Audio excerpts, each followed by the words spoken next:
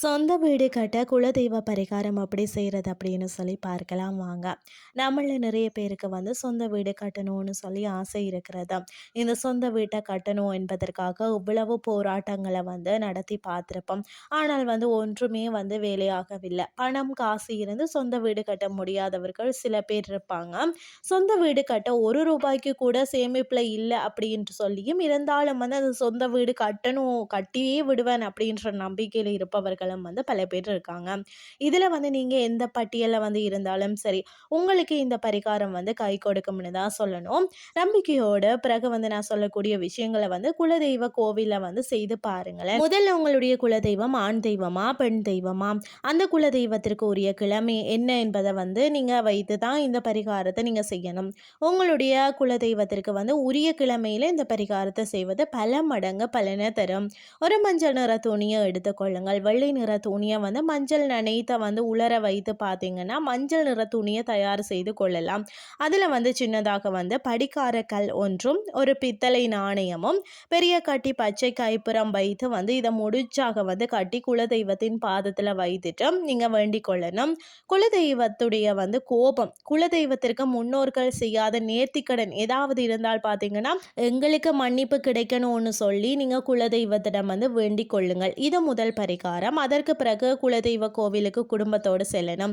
மரத்தினால் வந்து செய்யப்பட்ட ஒரு சின்ன ஒரு வீடு உங்களுக்கு தேவை. குலதெய்வ கோவிலுக்கு சென்று உங்கள் வழக்கம் படி பார்த்தீங்கன்னா குலதெய்வத்திற்கு பொங்கல் வைத்தோ அல்லது அபிஷேகம் வைத்தோ நீங்கள் எந்த வழிபாட்டை நீங்கள் மேற்கொள்கிறீங்களோ அதை நீங்கள் செய்யலாம். பிறகு இந்த மரத்தால் வந்து செய்யப்பட்ட வீட்டை வந்து குலதெய்வ கோவிலில் வந்து வைக்கணும். எங்கள் குடும்பம், எங்கள் முன்னோர்கள் யாராவது ஏதேனும் அறியாமல் தவறு செய்திருந்தால் அதை மன்னித்து விடுங்கள். எங்களுக்கு வந்து சொந்த வீடு கட்டும் பாக்கியத்தை கொடும். குலதெய்வத்தின் பெயரை சொல்லி இந்த வேண்டுதலை வைத்துட்டு நீங்கள் அந்த மர வீட்டை வந்து குலதெய்வ கோவிலை ஏதாவது ஒரு இடத்துல வைத்துட்டு வரணும். மரத்தடியில் வைக்கலாம் அல்லது வந்து நூல் போட்டு மரத்தடியில் கட்டி விட்டு கூட நீங்கள் வரலாம். இது உங்களுடைய விருப்பம். இந்த பிரார்த்தனையை வந்து நீங்கள் செய்துட்டு வீடு திரும்பலாம். பூஜை அறையில் நீங்கள் முடித்து வைத்த அந்த படிக்கார வந்து முடிச்சு அப்படியே வந்து இருக்கட்டும். அதுக்கு பிறகு அந்த பரிகாரத்தை செய்துட்டு வீடு கட்டுவதற்கு தேவையான முயற்சிகளை நீங்கள் மேற்கொள்ளணும். சொந்தமாக நிலம் வாங்குவது, பேங்கில் வந்து லோன் போடுவது அல்லது பணம் சம்பாதிக்க முயற்சிகளை மேற்கொள்வது, இது போல் நீங்கள் வீடு கட்ட என்னென்ன முயற்சிகள் தேவையோ அதெல்லாம் வந்து நீங்கள் செய்யலாம்.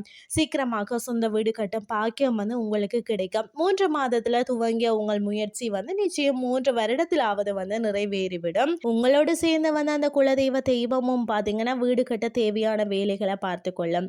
இப்போது வந்து பார்த்தீங்கன்னா சொந்த வீடு கட்டி முடித்து விட்டீங்க, என்ன செய்கிறது? கிரக பிரவேசம் முடிந்து விட்டது, என்ன செய்வது? பூஜை அறையில் வைத்திருக்கக்கூடிய அந்த மஞ்சள் முடிச்சை வந்து கொண்டு போய் குலதெய்வ உண்டியலில் வந்து போட்டுவிட்டு குலதெய்வத்திற்கு வந்து பட்டு புடவை அல்லது பட்டு வேட்டி வாங்கி நீங்கள் மாலையாக போட்டு உங்களால் முடிந்த அபிஷேகமோ அல்லது உங்களால் முடிந்த ஒரு விஷயத்தை வந்து நீங்கள் செய்து குலதெய்வத்திற்கு செய்து நீங்கள் வீட்டை வரலாம். குலதெய்வத்திற்கு நீங்கள் நன்றி தெரிவித்துட்டு வீடு திரும்பணும். இவ்வளவுதாங்க பரிகாரம். இந்த பரிகாரத்தை செய்து பாருங்களேன். நிச்சயமாக குலதெய்வத்தின் ஆசீர்வாதம் உங்களுக்கு வந்து குடும்பத்திற்கும் வந்து உங்களுக்கும் பரிபூர்ணமாக கிடைக்கும். சொந்த வீடு கட்டும் பாக்கியம் சீக்கிரம் கிடைக்கும் என்ற தகவலுடன் இன்றைய ஆன்மீகம் சார்ந்த பதிவை நிறைவு செய்து கொள்கிறேன். இதே மாதிரி இன்னும் மற்றும் ஒரு ஆன்மீகம் சார்ந்த பதிவோடு உங்களை சந்திக்கிறேன். நன்றி.